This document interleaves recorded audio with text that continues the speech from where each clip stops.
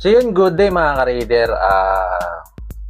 Sagutin lang natin tong nag-PPM sa akin about sa jettings. Simulan natin mga ka-raider kay Jason Tolentino Capiendo. Ang tanong niya Boss, anong magandang jetting sa 28mm Kihin all stock? All stock ang makina, Raider 150 car. So 28mm. Kadalasan talaga mga ka-raider pag nasira yung stock carb mo o kaya gusto mo mag palit lang ng karburador, mostly 28mm talaga.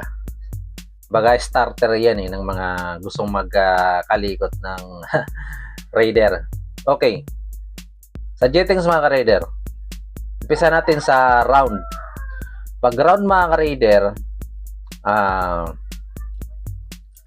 kung hindi ka naman nangangarera, pang daily lang, mag-umpisa ka sa 115 o kaya 118.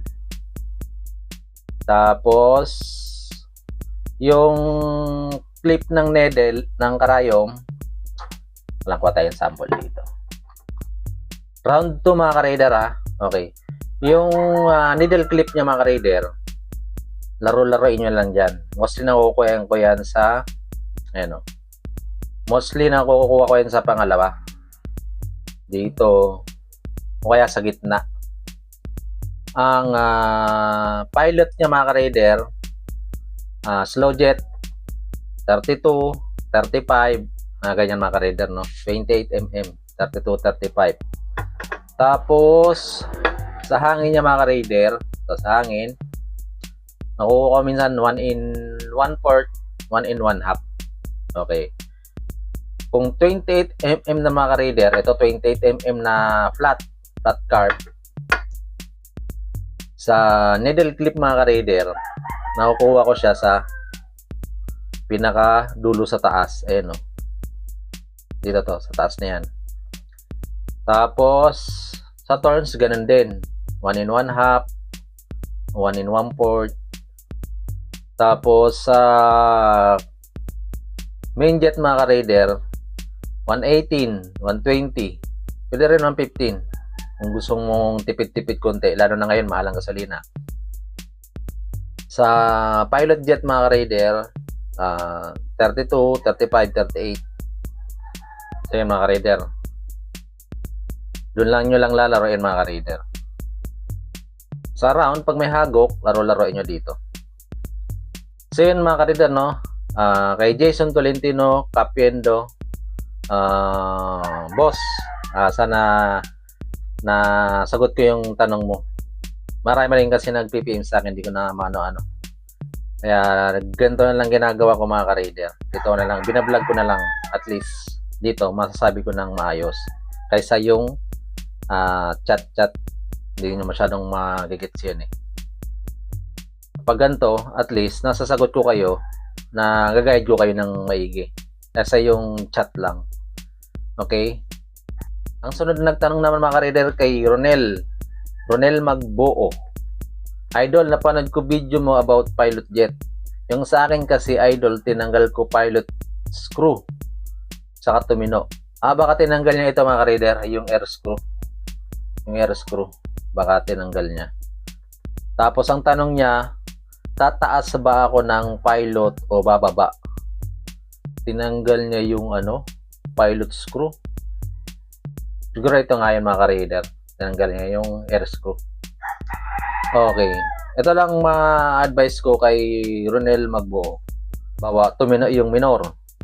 Tapos okay naman, walang hagok mula starting hanggang dulo. Wala naman hagok. Baga satisfied ka na. Ang inaalala mo na lang is kung tataas ka o bababa ng pilot. Kasi kapag tinanggal mo to mga ka-raider, syempre air screw nga, 'di ba?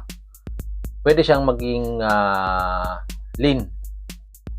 So ang pinaka the best yan bro mag spark plug reading ka.